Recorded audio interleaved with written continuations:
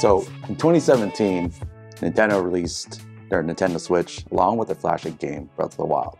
Years later, with the advancement of smartphones, ARM platform, now we have a lot more power in the palm of our hands with smartphones like these. And today, I'm going to talk about the Odin 2 Pro, which has all of those enhancements from that smartphone industry and brought over to the handheld industry now. For the first power on, I was really impressed with this device. Look at this 6-inch 1080p IPS display. Comes in this cold gray US 16-bit color with the purple and the gray scheme. It's using last year's HN2, but honestly, don't let that fool you. Just because it's last year's chip, it's super powerful, way more powerful than this device can really need. So, but we'll get into that a little bit more in the performance section. But I will say that this device, man, I thought it was gonna be heavier. You never really can tell just based on the numbers. It is, I think it's like 430 grams or something like that. And this device, the weight is distributed pretty evenly. The battery is on this side of the device, and then the fan's in the middle here, and then on the left is all the board components. And so on the top, we have the SD card slot, flush covered. It's quite nice. You see it's a little bit different color there. As we go towards the middle, you get the exhaust fan as well, a mini HDMI here. You got a volume rocker up and down. It's pretty flushed in, so it's quite nice. It's not like sticking out a lot, which I do like. And then you got a recessed power button, which acts as a fingerprint sensor, so you can just tap it and then the device will open. So right next to that, you do have a battery indicator as well. So let's talk about these triggers while we're here. So these triggers are quite nice. They are, very clicky. I don't know if you guys can hear that, but it's quite nice. And, they're easy to get to, especially with larger than average hands. I don't know how it would feel like smaller hands, kind of hard to tell, but maybe it's harder. The people that have smaller hands, let me know if you do have a device. And yeah, so this is device. The reason why I mentioned the original Switch is because it's 30 grams heavier than the Switch, but I thought it'd be a lot heavier than that, like I mentioned. But I think it's just the fact that it has these nice grips is quite nice. So I'm able to kind of hold it a lot better. It just feels nicer in the hand. This texture, I'm not sure about the original model, but this texture is slightly rubberized and like matte finish. I imagine it's the same on the block models from what I've seen in the newer pictures from people in the community. And I did want to bring up that, let's take a look at the bottom here. So at the bottom, you got your USB-C charging. There's also video out as well. You get your 3.5mm headphone jack there too. And lastly, let's talk about the screen here in the front and just kind of what it entails. So yeah, you got your RGB lighting in the front with the joysticks here. Is placed more in a modern format setting. And you got your face buttons on this side. I will say that you guys can see the purple is a little bit hard to tell there with the lettering. It's kind of like blended into each other. And also the buttons are quite small, maybe about the same size as the Switch buttons, maybe a little bit bigger. You also have your D-pad as well, quite nice, good size. Joysticks are good size as well. The thing is, like, this device is kind of like in that medium size. And also you have your start and select at the top and your back and home on the bottom there. So it's a different layout from what I've seen with the Retro Pocket 4 Pro. And lastly, you have the buttons in the back here, which are quite nice. They really are easy to get to. You kind of just place your device like this. I use my middle fingers for the most part to touch them. And you do have quite a nice ventilation holes here for intake, and then the AYN logo at the bottom there. So this device seems like it has it on paper, but how does it sound? So this device has dual front speakers on each side here in the front, and well, they're placed well, I would say. They don't really get in the way of, gaming much. So yeah, I think they're a good choice, good placement. They don't really block the sound with your palms and anything like that. So I think it's a good way to kind of place them there and still get, really nice surround sound quality there. But I do want to mention about 80 to 100% of the volume that part, the high-end part, doesn't really sound that great. It sounds a little bit distorted. So I would just keep the volume, a little bit lower. I mentioned earlier, performance. This thing is crazy performant. It has a Snapdragon 8 Gen 2. The model I have is, the model has the 12 gigabytes of RAM, 256 gigs of storage. So it's quite the powerhouse. 8,000 milliamp battery. So what does that equal?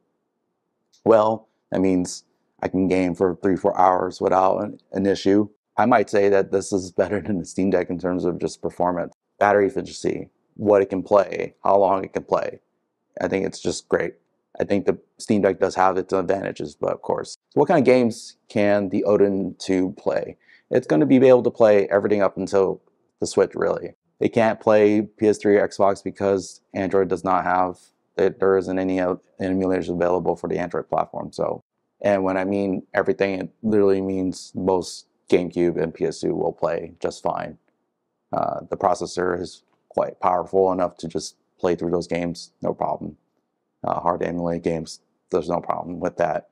Switch is really the only one because it isn't the newest. Development hasn't been going on for a couple months at this point. So one thing to note with this device is that there is the base model, which has only 8 gigs of RAM. I do think that the extra 4 gigs of RAM for the 12 gigabyte model is worth it, in that if you're trying to play Switch games, especially heavy 3D Switch games on this device, if you really want to get the most out of it, it usually does take about 4 gigs of memory, depending on the game. Well, Android takes 2, and then anything else can add on, and that's almost close to 8, and Android tends to like to kill their apps, even though you can set it to, unrestricted battery usage and stuff like that. So game streaming is also pretty good. I've been mainly trying to game stream just a little bit here and there. I don't really like to game stream that often, to be honest, but I will say that I've been doing it on my PC via Steam, and then as well as Chiaki on my PS5, and both work well.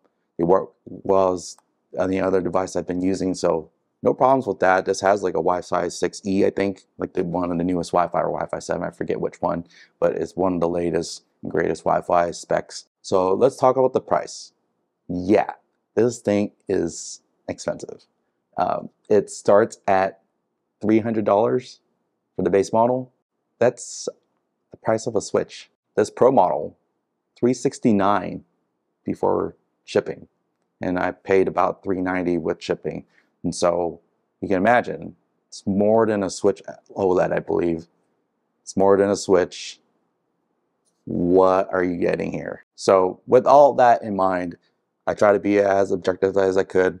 Now it's time for the X Factor portion of this video. Before I get into that, please make sure you guys are subscribed and like this video if you guys liked it. Leave a comment down below and share the video if you guys liked it. And so I've been using this device for about a week now. A little bit over a week as of this recording, but in terms of a week just for straight performance testing. At first I was not sure about these grips. The grips are quite aggressive. You see this curve, it's really aggressive here. I know it seems better from the original model from what I've seen online, and I just thought, oh man, this is gonna be really weird to hold. I'm just used to things like Steam Deck or PS5 controller, where the curve is not as drastic as this. And so I think that this was a bad idea, but then when I got it and I started using it, okay, it feels a little weird at first, but then I got used to it and I love it now. I thought it was just gonna be bad. I thought it was gonna be like for me, like it was gonna be a hard time to hold this device and play with it. But no, I brought it out a couple times for having dinner with friends, and so I was able to just play here and there, maybe for a few minutes, and then like watch whatever we're doing or do whatever we're doing. That being said, though, I think people with smaller hands might even have a worse problem just because how aggressive these grips are. I don't know if they're going to be able to reach these trigger buttons or these buttons here at the top. Anything at the top, right? That's going to be hard to get to because of the height of the device, and then the size of the grips that they're sticking out to. Like, it's one of the other things I noticed with this device was the buttons. I love the button layout. I prefer this over the RetroPocket 4 Pro, which they had them all on the bottom, which it was okay, but I like these better. It just feels a little bit more natural. And one of the other, maybe underrated, I'm not sure. What do you guys think? But I really like these back buttons. They're super convenient. Some games I don't want to use the triggers or the shoulder buttons. I can just map them to those, map those to the back here, or map it to whatever else I wanted to. If I'm playing RetroArch games, I could just map it to this and then use it for fast forward or whatever. And I think one of the other things, I don't know, I don't think I saw people talk about much, but the rumble on this device is crazy good. I don't know what AOAN did, but I love the rumble on this thing. It's strong, you can tune the strength, and the rumble is very console-like. Definitely better than the Xbox controller, in my opinion. Still not better than the DualSense for sure. DualSense is really hard to compete with, but I'd say it's somewhere around the Xbox level of controller, despite the size, right, of the grip here, where the rumble stays inside here. So, you know, I think this is probably one of the best devices with rumble. So if you're into having a good rumble experience, this might be that device. So now that I talked about the things I liked, let's talk about the things I didn't like so much. And let's talk, firstly, it's just has to do with Android devices and then in general, just with trying to get video out and have a console-like experience. I never really used this device to plug it in and do HDMI or video out or anything like that. So I can't really speak to that.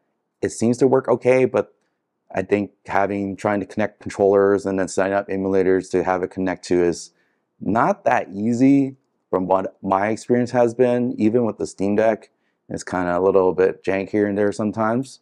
But that Steam Deck, they have more integration with their software and their hardware. And in this case, it's just a more generic Android platform, but then they've, have the peripherals and they've mapped it out to the hardware. But they don't really have that same connection to your controller, because that's up to the emulator that you're playing on to kind of have that connection. And yeah, they don't necessarily have that support per se. One of the other things is not necessarily I didn't like, but it's more of just like a gimmick, I guess, is the RGBs. They're cool, but I don't know, they don't seem to like do a whole lot. And what I mean by that is like they're nice to have and whatnot. It's cool to see them and use them and play, like, oh wow, this is kind of like a cool experience. At the same time, that kind of irks me in terms of just the pricing strategy and how they've basically only allow you to get the colors, the different color versions for the higher tier.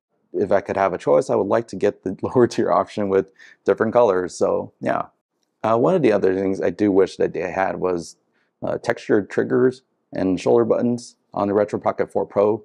It does have that, and I really enjoyed that, having that there. I wish the Odin 2 had these textured triggers as well, but maybe on the next model. And I mentioned before, the buttons a little bit too small for my taste. They work fine in practice. So a lot of these are really nitpicks, but it's just one of those things I wanted to point out, just so that you are aware of the experience that you may see when you get the device, or if you're interested in the device. And lastly, the fan noise. I've been playing a lot of Switch games on this device, and I've seen that the fan, when set to smart mode, it can get quite loud in terms of volume and also pitch. So the pitch, you can kind of hear the whine if you're listening for it. If you're playing, you're in the moment, you're not really going to notice it per se, unless the music kind of lowers down, right, cools down, and it's a calming moment, and then you hear the fan noise. So that is when I've definitely noticed it. And if I've noticed it, I usually don't care about that stuff. I would say it's kind of something to be aware of. So one of the things I was noticing as I've did research on this device, been using the device, and I own a Steam Deck as well, has been, the thought of, there's this crowd of, hey, just get a Steam Deck, bro, or just, get an Odin 2 or whatever. I think the answer is a lot more complicated than that, in that, yes, the Steam Deck is a little bit more expensive and you can do a lot more with it. It is also super heavy, right? Comparatively, it's almost double the weight, and it's larger, so people that have smaller hands are basically SOL. It's difficult for people that have larger hands to play something like the Steam Deck. Something like the Odin 2 can do all those emulation games, and you can play modern games as well on the Switch, but still be able to have a smaller form factor. The battery is way more efficient than, yes, the Steam Deck can play other games, PC games, so it has that advantage. So you have to think about those things in, conjunction, not just, oh, just get a Steam Deck. Yes, the Steam Deck again can do all those things, but it's not the end all be all. Compare that to a Switch too, just for fun, right? So the price of the Switch, right, about the same price, a little bit cheaper depending on which model you get, and you can play Switch games seamlessly. Yeah, I mean, if you're just wanting to play Switch games, I don't know why you're here watching this video, but I think the reason why you're here is because you want to play more games other than Switch. You want to play a lot of games, one device, having great ergonomics here, great button placement for your triggers and shoulder buttons. And this is way, way better to play on than the actual Switch. And so I think a lot of people want that. There's other options like getting a Nitro Deck and whatnot, but I think this native solution is better than having some third-party solution, in my opinion. So with all that said, right, where does the Odin 2 sit? To me, it sits more like a Switch Pro kind of device, in the sense that it can't do everything the Steam Deck can do in terms of playing PC games and those more exclusive AAA titles, if you will. However, it can play Switch games. It can play a lot of emulation games. It is an emulation handheld, right? First and foremost. It can play Android games too. So there are exclusives to the Odin 2 as well, right? Comparatively to the other devices. And so what I will say is, yes, it's a Switch Pro kind of. So, but at the same time, it has its pros and cons, just like the other devices I had mentioned here has its pros and cons. So I would say to you, to people that say just get a Steam Deck Pro, it's just not that simple. There's a lot of pros and cons to consider despite seemingly having the same capabilities or more capabilities or whatnot. So where does the Odin 2 sit at, right, with me? After using it almost for 2 weeks at this point, I think it sits at a really nice place. It's basically been my main handheld. I think it's going to be my main handheld for some time. There really isn't any other devices that I've seen that I will just say, oh, I'm going to switch to this device full time. No, this is my full-time device. Even when I had my Steam Deck for almost 2 years, I don't really use that device that often because it's so heavy, it's so big, and I feel embarrassed every time I take out the device at a cafe. I've gotten used to it, of course, but this device, if I take it out, yes, it gets me some attention too, but the profile's smaller. I can bring it in my sling bag. I don't have to bring my backpack like I have to with my Steam Deck. So, it has the profile of a Switch. It's smaller than a Switch, actually, just slightly, but it's thicker, of course, because of the grits. But, it has that profile.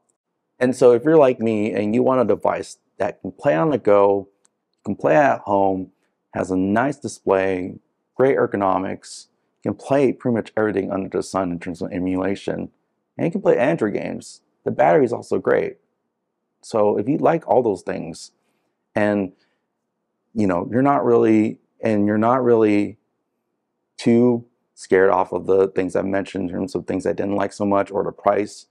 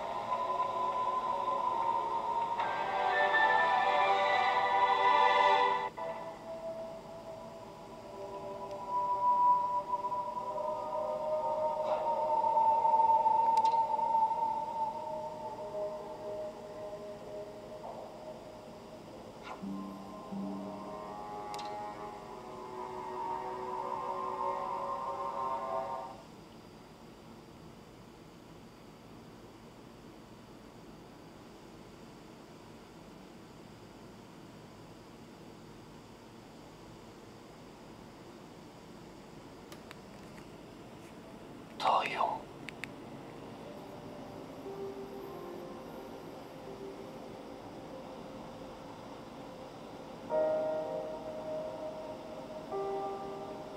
そんなことがあったのか。すまない。何も覚えていないんだ。あの執政官の姿以外。私は何か言ってなかったか。お前たちに何かひどいこと。何も。軍務長はいつもの軍務長でした。僕らの誇りであるあの軍務長でした。太陽。そうか、すまない。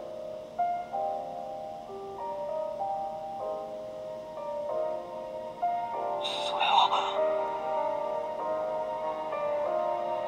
ナミは常にお前のことを気遣っていた。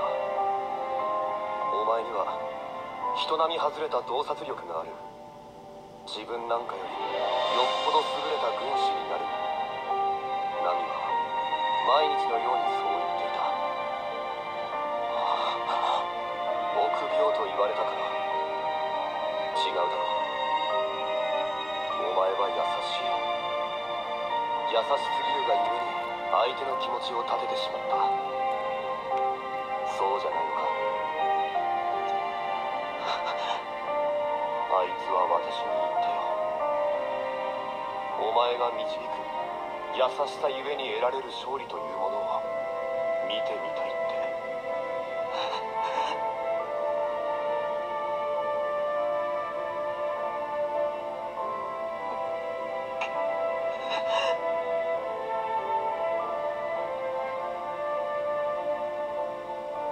重すぎるとしてもこれはお前が持っている。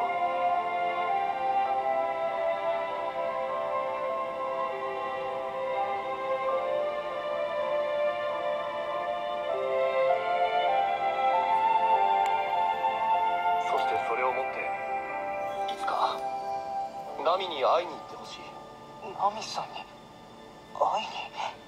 カデンシアの辺境ファーレン岩窟道を抜けた先にサフロージュの花が咲き乱れる場所がある。ナミが大好きだった花だ。最も鮮やかに咲いた一本の根元にそれを埋めてやってほしいんだ。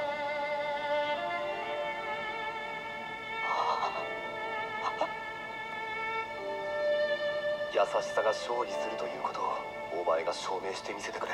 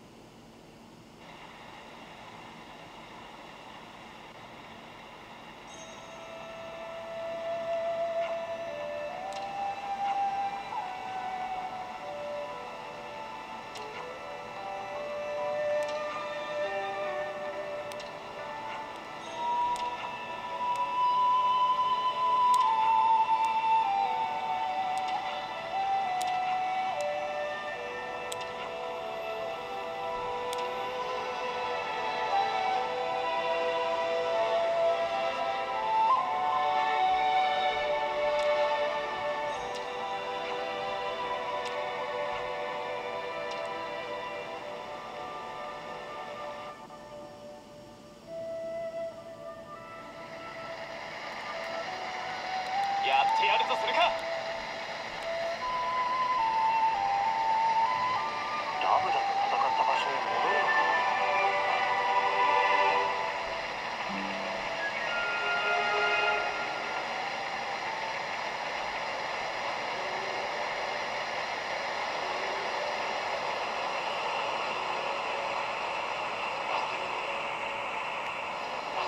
注意を怠らずに戦おう。